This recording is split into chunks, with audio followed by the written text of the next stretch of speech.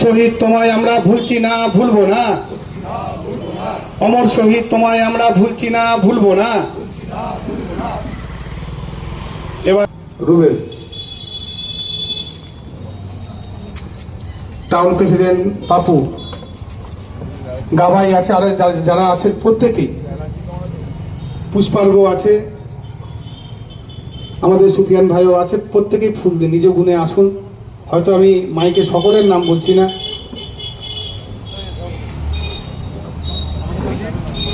বাচ্চু আছে, হ্যাঁ, বিরোধী দলনেতা, বাপি পঞ্চায়েত সমিতি, সুনীল আছে, সকলেই দেন, নাম বলা দরকার নেই, সকলকেই আহ্বান জানাচ্ছে। বাপা আছে।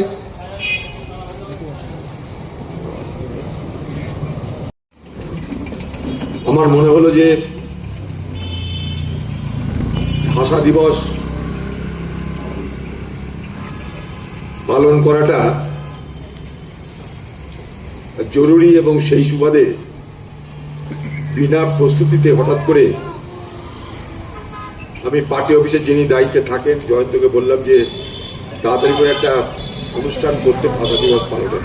তখন বাসছে 10টার উপর, সময় ছিল না, তাই খুব স্বল্প সময়ের মধ্যে আমাদের এই অনুষ্ঠান করতে হচ্ছে। আজকে আমাদের বড়, তো যাই হোক, সর্বপ্রথম আমরা ভাষা দিবসকে কেন্দ্র করে যারা ভাষা শহীদ তাদের প্রতি আমাদের শ্রদ্ধা জানানো দরকার, এবং সেই ভাষা শহীদদের প্রতি শ্রদ্ধা জানানোর জন্য আমি আমার বক্তব্য পেশের আগে 1 মিনিট অন্তত আপনাদের নীরবতা পালন করবার আবেদন করছি। শিশুরও মারা গেছিল, অলিউল্লাহ তার নাম, কিন্তু বাংলাদেশের বাংলাভাষী মানুষ ভীত হয়নি, আন্দোলন থেকে সরে আসেনি। তাই পাকিস্তানের জঙ্গি শাহীরা বাধ্য হয়ে 56 সালে স্বীকৃতি দিয়েছিল, ঠিক আছে ভাই, বাংলাকে মেনে নিলাম। 1952 21শে ফেব্রুয়ারি শহীদ হলো যে উদ্দেশ্য নিয়ে, সেই উদ্দেশ্য সফল হলো। 56 সালে পাকিস্তান সরকার বাধ্য হয়ে স্বীকৃতি দিল। কিন্তু সারা পৃথিবীর মানুষের কাছে তার নিজের ভাষায়, যে ভাষায় সে কথা বলে, সেই ভাষার গুরুত্ব, মূল্য, সেই ভাষার প্রতি শ্রদ্ধা সম্মান দেখানোর যে লড়াইটা তারা করেছিল, সারা পৃথিবী উদ্বুদ্ধ হয়েছিল। এবং 99 সালে ইউনেস্কো, সারা পৃথিবীব্যাপী গ্লোবাল যে অর্গানাইজেশন ইউনেস্কো, তারা স্বীকৃতি দিল বাংলা ভাষাকে আন্তর্জাতিক মাতৃভাষা হিসাবে। ভাষায় কথা বলার জন্য তাদের উপরে হামলার খবরও শুনি। দুর্ভাগ্য আমাদের, কারণ আজও পৃথিবীর 5ম সব থেকে বেশি ব্যবহৃত ভাষার নাম বাংলা ভাষা। পৃথিবীতে সব থেকে বেশি যে ভাষায় মানুষ কথা বলে সেটা প্রথম ইংরেজি, তারপরে চাইনিজ, তারপরে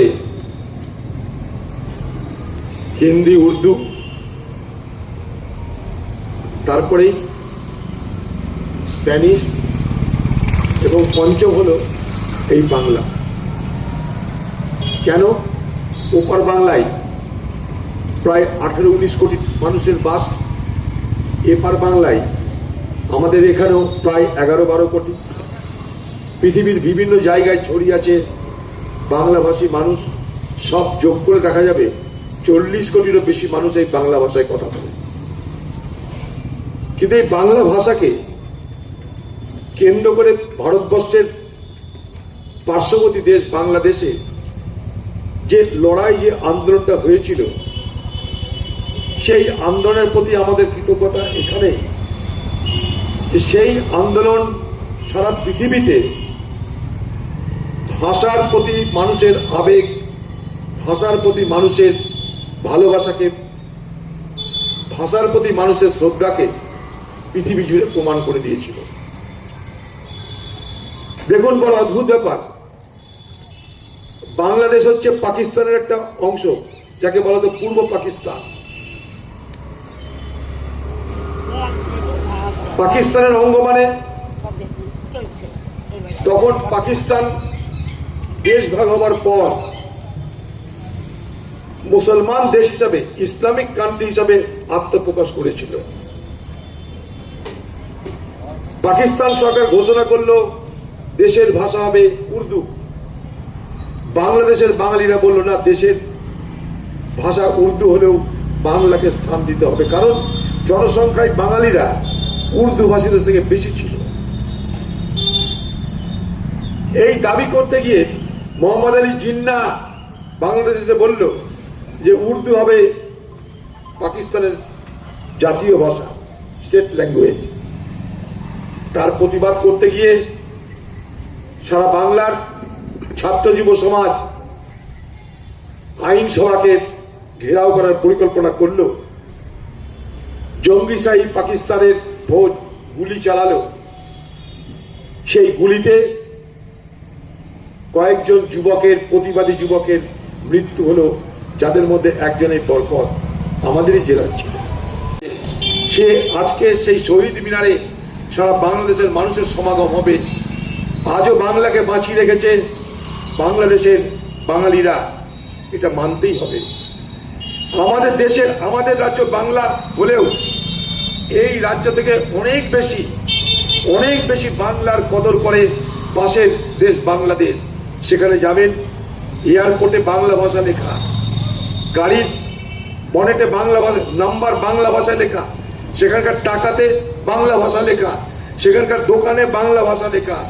যদি বাংলার সমাদর দেখতে হয় কোথাও, তা নিশ্চয়ই বাংলাদেশের বাংলার বাঙালি মানুষদেরকে আমাদের শ্রদ্ধা জানাতে হবে, কারণ তারা মর্যাদা রেখে, সম্মান রেখে দিনটা পালন করে। যাও, আমি আর এই বিশেষ বক্তব্য দীর্ঘায়িত করবো না, রোদও লাগছে আপনাদের।